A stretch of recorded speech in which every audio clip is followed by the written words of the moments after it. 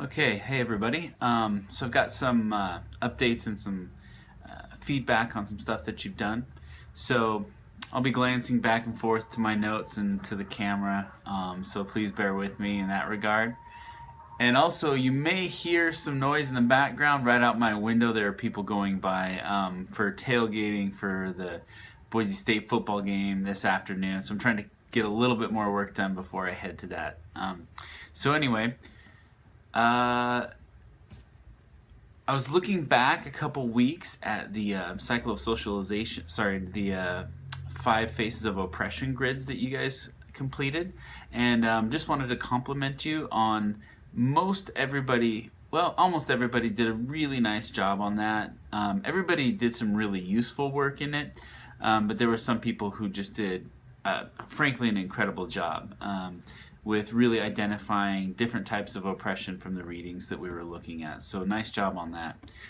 Something to keep in mind as you move forward is to use that grid as an example of how to analyze readings and use them for writing purposes. So as you move forward into this global solutions essay, dig deeply into the things that you read and really try to break them apart and then run them through some of the theoretical tools that we have. Grid analysis exercises like that can be great for generating material for essays because they get you thinking more deeply about what you're reading.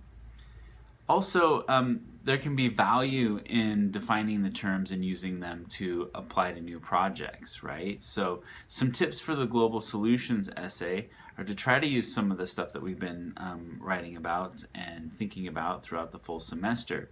Don't forget to revisit earlier assignments in regards to the following concepts. One, think all the way back to the beginning, right, to that Menand article, your reason for being in college.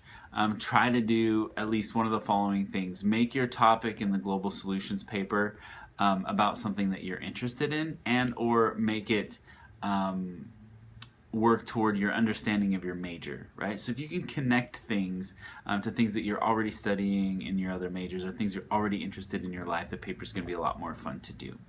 Also try to bring it back to the ideas of identity and social location, right? That confluence of all your social identities, like gender, religion, race, sexual orientation, and whatnot. Also try to bring in ideas of privilege and disadvantage. Try to bring in ideas about the cycle of socialization and how the information that we get and the way that we are socialized affects how we think. Try to dig into various ideas about human rights, the Universal Declaration of Human Rights, and what that means in terms of the problems that we're looking at throughout the class.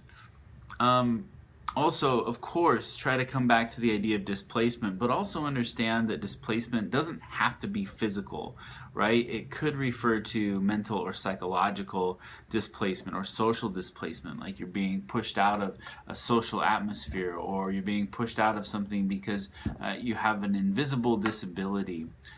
We talked about post-traumatic stress disorder just recently, and it's that idea of maybe you're physically in a place, but you're feeling detached for some reason because you're just not connecting with the people around you. So there's a lot of different ways to investigate the idea of displacement. It doesn't have to be physical, but that needs to be part of your Global Solutions paper.